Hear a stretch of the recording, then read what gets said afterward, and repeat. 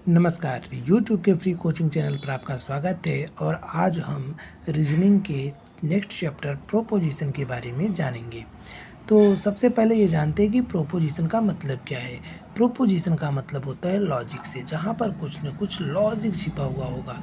जैसे अगर मैं आपको एग्जांपल दूँ तो मैं पीछे आपको एग्जांपल लेकर दिखाता हूँ नेक्स्ट पेज पे। जैसे अगर मैं ये कहूँ कि विनय इज़ ए बॉय, विनय एक लड़का है, ऑल बॉयज़ आर ऑनेस्ट, और सभी लड़के ईमानदार हैं। तो उसका मतलब क्या निकला? उसका मतलब ये निकल जाएगा कि विनय चूँकि एक लड़का था और सभी लड़के ईमानदार हैं, इसका मतलब विनय भी ईमानदार है। तो क्या हो गया, अगर इस लाइन को हम कॉमन कर लें तो लॉजिक यही करता है कि विनय भी ऑनेस्ट है, तो विनय इज़ ऑनेस्ट। ठीक है, तो ये लॉजिक बन गया। तो यही है प्रोपोजिशन। तो ये अलग अलग फॉर्म में रहेगा। तो अभी हम आपको समझाते हैं कि कितनी तरीके की प्रोपोजिशन बनेंगी।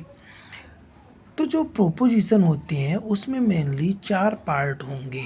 ठीक है, कौन कौन पार्ट होंगे? पहले पार्ट को हम लोग बोलेंगे क्वांटिफायर, दूसरे को सब्जेक्ट, तीसरे को कोपुला और चौथे को प्रेडिकेट। जो क्वांटिफायर होता है वो क्वांटिटी को बताता है कि कितने थे।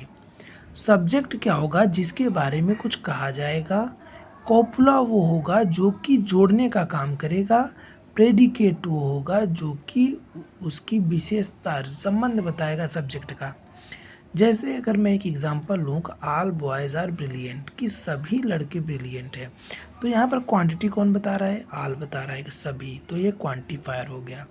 किसके बारे में बात हो रही है? बॉयज़ के बारे में, तो हमारा सब्जेक्ट हो गया। कौन से जोड़ने का काम कर रहा है? आर। आर क्या है? बॉयज़ और ब्रिलियंट के बारे को जोड़ने का काम कर रहा है किसे, तो ये कॉपुला हो गया। और ब्रिलियंट क्या हो गया? ये प्रेडिकेट हो गया। ठीक है, तो अब जानते हैं कि कितने तरीके के जब हम वेन डायग्राम बनाएंगे, इस तरीके की जो पिक्टोरियल रिप्रेजेंटेशन होती है इसको वेन डायग्राम कहते हैं। तो अभी हम आगे ये जानेंगे कि वेन डायग्राम को कैसे बनाते हैं, क्या लॉजिक होता है। तो पहले देखते हैं कि ये जो सिंबल होते हैं AEIO, अभी हम ये एक सिंबल मानकर चलते हैं, क्या क्या कंडीशन बनेंगी। तो कंडीशन पहली जो बनती है कि हम ये कह सकते हैं कि ऑल ए आर बी, जितने भी हैं वो बी हैं, तो इस ये अफर्मेटिव है, मतलब चीज़ें स्वीकार कर ली गई। दूसरा ई हम बोलेंगे अगर नो ए इज़ बी, मतलब अगर ए और बी दो चीज़ें हैं लेकिन कोई भी ए बी नहीं है तो निगेटिव हो जाएगा। अगर कुछ ए बी हैं तो आई, वो भी अफर्मेटिव, लेकिन कुछ ए बी नहीं है तो वो निगेटिव हो जाएगा, वो ये ओ है। ये उतना ज़्यादा ज़रूरी आपके लिए नहीं है जानना, लेकिन फिर भी जानकारी होनी चाहिए, इसलिए मैं इसको बहुत अच्छे से एक्सप्लेन भी नहीं कर रहा। अब हम आते हैं एक एग्जाम्पल के ऊपर। तो जैसे पहले टाइप का ए टाइप का एग्जाम्पल है ऑल ए आर बी, तो यहाँ पर सारी चीज़ें शिफ्ट कर ली गई हैं। उस बिहार पे देखिए ऑल गोट्स आर डॉग, जितनी भी बकरियाँ हैं सभी कुत्ते हैं, ऐसा मान लिया गया। तो इसका वेन डायग्राम हम कैसे खींचेंगे? सबसे पहले ऑल गोट्स आर डॉग्स, तो हमने सबसे पहले ऑल गोट्स बना लिया, जितनी भी बकरियां थी, और सभी डॉग हैं तो हमने गोट को एक और सर्किल से कवर कर दिया है, वो सर्किल डॉग की है। अब डॉग के अंदर ही वो गोट आया ना, तो जो इतनी बकरी है वो ऑटोमेटिक डॉग हैं। ठीक है, क्योंकि डॉग के अंदर ही गोट को हमने कवर कर दिया। तो इस तरीके से हमने इस वेन डायग्राम को बनाया। अब आगे हम दूसरे वेन डायग्राम को लेकर देखेंगे जो बी टाइप ई टाइप का है, उसमें निगेटिव बातें होंगी। जैसे नो गर्ल इज़ बॉय, कोई भी लड़की लड़का नहीं है।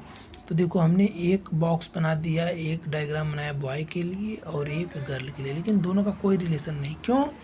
क्योंकि भाई कोई भी लड़का लड़की नहीं है या कोई भी लड़की लड़का नहीं है, तो मतलब दोनों एक दूसरे से बिल्कुल अलग है। तो ये वेन डायग्राम में हमने बिल्कुल अलग कर दिया। आई टाइप के प्रोपोजिशन में बढ़े तो सम मोबाइल्स आर टेलीफोन, कुछ मोबाइल टेलीफोन है। तो हमने सबसे पहले एक मोबाइल के लिए वेन डायग्राम बनाया, फिर टेलीफोन के लिए बनाया। चूँकि कुछ हैं तो जहाँ जैसे ही सम आया तो कुछ कॉमन हो गया, तो ये कॉमन हो गया ना।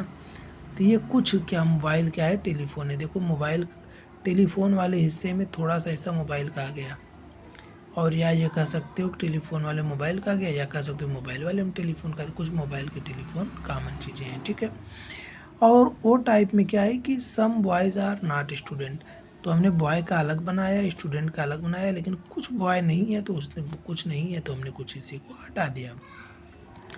अब हम स्टेटमेंट्स को देखते हैं कैसे स्टेटमेंट्स होते हैं। जैसे विनय इज़ अ बॉय, विनय लड़का है और सभी लड़के ईमानदार हैं, तो जाहिर सी बात है विनय जब सभी लड़के ईमानदार हैं और विनय एक लड़का है तो विनय भी ऑनेस्ट हो गया। तो ये कंक्लूजन है। तो इस तरीके से हमें क्या करना पड़ेगा, उस लॉजिक को समझना पड़ेगा।